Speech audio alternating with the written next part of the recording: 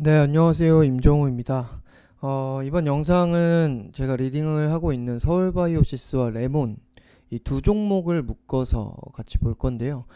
이 두 종목이 뭐 같은 계열이라고 하면 뭐 코로나와 관련된 그런 내용만 있지만 그렇다고 해서 이 두 종목이 완전히 그 코로나 치료제와 관련된 제약주처럼 코로나 이슈로만 갔다가 끝나고 이런 종목은 아니지만 그래도 둘의 연관성이 그렇게 깊지는 않은데 둘이 영상을 붙여서 하는 이유는 오늘 전달할 내용은 코스닥 150 이 벤치마크로도 많이 활용이 되는 일단 코스피와 비교를 해서 코스닥은 아주 작은 시장이죠. 그렇기 때문에 수급 특히 외인 뭐 기관도 마찬가지지만 특히나 외인이 뭐 쉽게 설명을 하자면 여러분들이 해외 주식을 하는데 테슬라, 애플, 뭐 아마존, 구글 이런 기업을 사지 뭐 미국의 어디 변두리에 있는 작은 상장사에 국내 시총 작은 그런 잡주들처럼 미국의 그 잡주를 사진 않잖아요. 그런 식으로 이렇게 좀 벤치마크로 활용이 되는 이런 지수에 편입이 된 종목에 자금이 많이 유입이 됩니다. 또한 기관에서 이렇게 운영하는 그런 펀드 상품들에서도 바스켓 매매라고 하죠. 그러니까 이 바구니에 종목들 여러 개가 있는 거예요. ETF 상품도 여러분들이 150개의 종목을 한 번에 살 수 있는 겁니다. 실제로 코스닥 시총 이 150개의 종목을 하나씩을 사려면 아주 많은 금액이 들죠. 뭐 돈이 많으신 분들이야 그렇지 않겠지만, 그러니까 비교적 많이, 비교적이라는 단어를 쓸게요. 많은 금액이 들죠. 하지만 이 ETF의 가격은 비싸지가 않습니다. 코스닥 150 아니 코스닥 150 레버리지를 봤을 때 이렇게 12,000원이죠. 방금 봤던 셀트리온 헬스케어만 하더라도 9만원이에요. 시젠 27만원이에요. 근데 12,830원을 지불을 하면 이 150개의 종목이 움직일 때 영향을 받습니다. 그게 이제 이런 지수고, 이게 변경이 돼요. 정기적으로 변경이 돼서 12월에 또 앞두고 있습니다. 연말에 앞두고 있는데 이 코스닥 150에 편입이 되게 되면, 방금 여기 이 바스켓매를 괜히 제가 뭐 아는 거 자랑하는 게 아니라 지수에 편입이 됐기 때문에 이 안에 있는 종목이 이렇게 있어요. 근데 여기서 밀려난 종목은 매도를 하고 새로 편입되는 종목을 당연히 매수를 해야겠죠. 뭐 코스닥 150 2020년 6월 일자 막 이런 식으로 하지 않잖아요. 지수가 하나잖아요. 그렇기 때문에 그런 변경이 있게 됩니다. 그럼 이제 퇴출당하는 종목은 수급에 매도가 나오고 이제 유입이 되는, 신규로 편입이 되는, 유입이 아니라 편입되는 종목들은 매수가 되겠죠. 이런 수급의 변화가 생깁니다.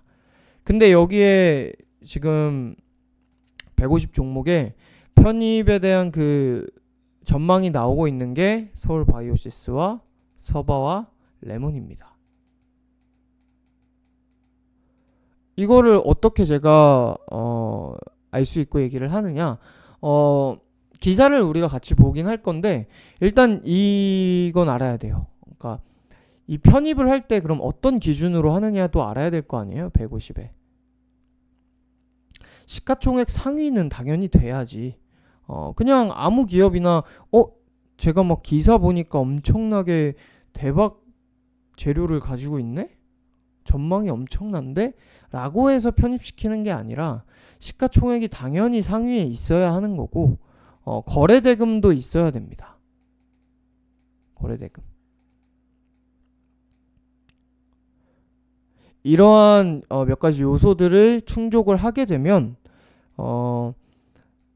정량적이다, 정성적이다가 있죠. 정성은 성분 물질을 그러니까 성분을 이제 파악하는 건데, 정량은 양으로 파악하는 거죠. 이거를 이제 주식으로 치게 되면 뭐냐, 정성으로 치면은 이 기업이 좋은 기업이냐, 건실한 기업이냐, 뭐 이런 거를 이제 주관적으로 약간 판단을, 뭐 물론 완전히 주관은 아니지만 객관적인 자료를 보고도 사람의 그런 주관이 들어가겠죠. 근데 정량적인 거는 방금 얘기했던 시가총액과 뭐 거래대금 이런 것들로 그냥 이 부분만 충족이 되면은 편입이 된다는 거예요. 그러니까 무조건 이걸 충족했다고 해서 완전히 뭐 100% 이런 건 아니지만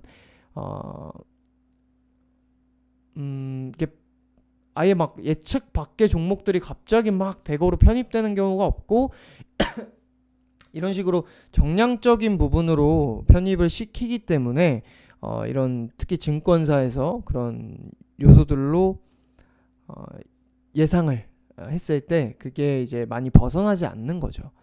여러분들이 직접 뭐 그런 퍼센트도 계산하고 뭐 평균 시가총액이니 평균 시가니 시가총액이 상위 뭐 몇 퍼센트니 뭐 거래대금이 몇 퍼센트 평균을 보이는 이런 것들을 여러분들이 분석한다면 여러분들도 당연히 예상을 할 수 있습니다. 자, 그러면 쉽게 그냥 시가총액 상위에 있는지만 우리가 확인을 해볼게요. 시간이 오래 걸리니까 우리가 뭐 그걸 계산하기에는, 자, 일단 서울 바이오시스가 75위에 있죠. 코스닥 150 코스닥 지수입니다. 코스닥 150으로 가볼까요?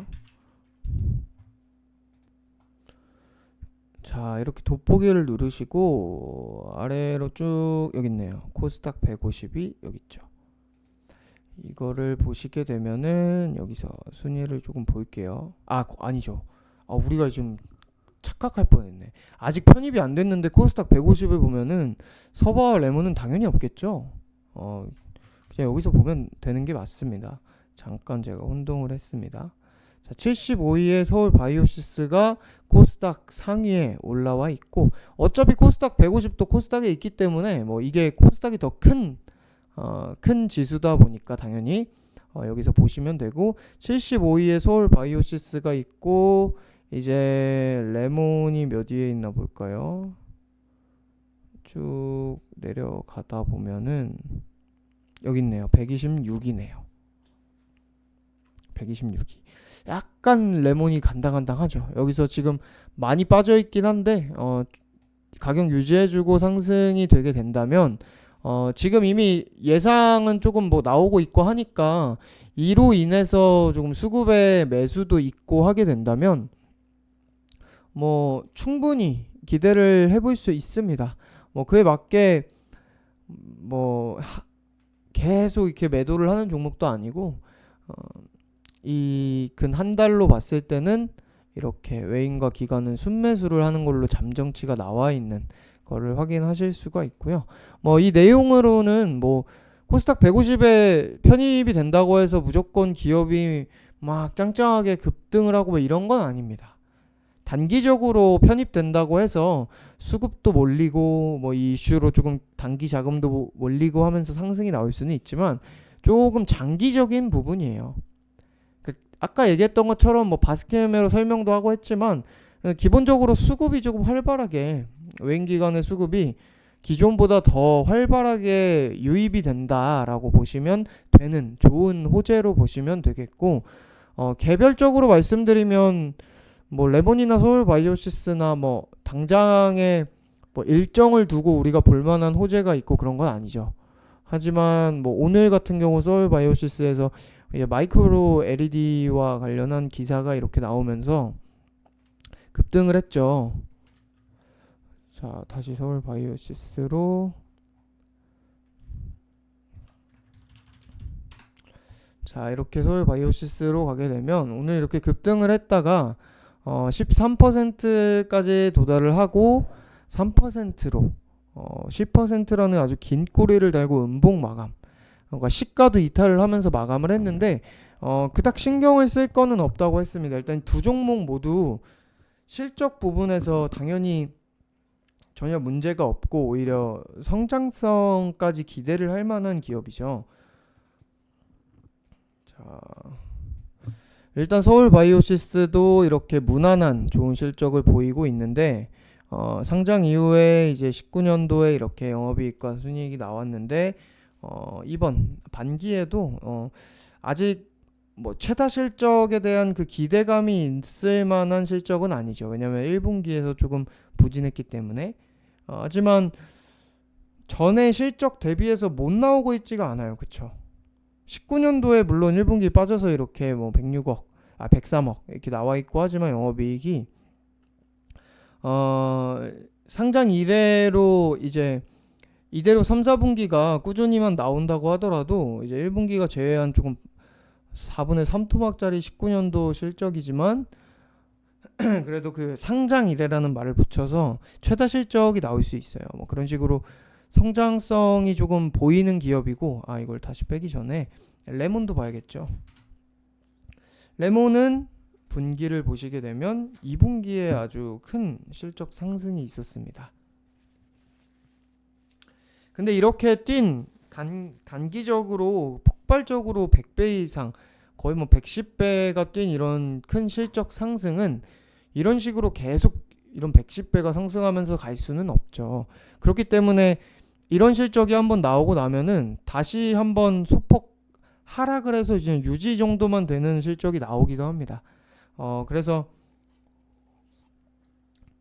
당장에 분기 실적으로 계속 나아가는 것보다는 일단 연간으로 조금 이런 꾸준하게 좋은 실적을 유지하느냐가 볼만한 포인트인데, 뭐 당장에는 거기에 뭐 단기로 끝날 거다라고 이렇게 확정 지을 만한 내용은 없이 그래도 긍정적으로 작용이 되고 있고, 두 종목 다 처음에 얘기했다시피 조금 코로나 테마에 조금 엮인 것도 있어서 레몬 뭐 엮였다기보다는 레몬도 마스크 관련주, 혈장 관련주 이런 게 있다 보니까 서울바이오시스는 그런 테마는 아니지만 코로나와 관련해서 살균기 제품이 이제 부각을 받고 하면서 이렇게 상승이 있고 했는데, 이 두 종목이야 뭐 코로나가 진행되는 거와 달리 일단 지금 상황이 코로나가 전 세계에 이렇게 퍼진 상황에서는 두 종목 모두 뭐 단발적인 실적으로 그치기보다는 꾸준하게 조금 세상이 변한데 매출이 나올 수 있는 그런 기업들이다 보니까 방금 이런 실적 얘기를 한 거고요. 자, 그리고 마지막으로 기술적인 부분 얘기를 하자면 사실 별건 없습니다. 레몬이나 서울바이오시스나 여기 미증시 영향으로 국내 증시 단체 하락 나오면서 꺾인 게 동일하죠. 레몬도 마찬가지. 여기 이 부분을 얼마나 언제 어떻게 다시 메꾸느냐, 그게 중요한 건데, 여기서 이게 좀 길어지고 루즈해지게 되면은 악성 매물도 쌓이고 약간 거래량도 떨어지고 조금 비인기 종목이 될 수 있습니다. 한동안 매수 주체가 조금 몰려서 또는 수급이 막 끌어올려서 다시 또 개인의 그런 관심도를 불러오지 않는 이상, 또는 개별로 호재가 나오지 않는 이상. 하지만 일단 당장의 시장 자체는 그래도 반등을 보이고는 있어요. 단기 반등이 나오는데 여전히 미 대선을 앞두고 불확실성은 있죠. 뭐 보조지표 이런 MACD인데, MA가 들어가면 무빙 에버리지라고 해서 이동평균선이에요. 그러니까 이 보조지표에도 이런 거래량을 기반으로 하는, 또 이동평균선을 기반으로 하는 이런 여러 가지가 갈리고 하는데, 이건 이동평균선을 이제 기본으로 하는 그런 보조지표인데, 얘는 쉽게만 말씀드릴게요. 이 MACD 이 선이 이 시그널 선을 상향 돌파하면 매수, 하향 돌파하면 매도, 약간 이런 식으로 쉽게 여러분들이 매매를 해볼 수 있는 보조지표인데, 당장의 그런 불확실성 때문에라도 뭐 급하게 매수를 하진 않습니다.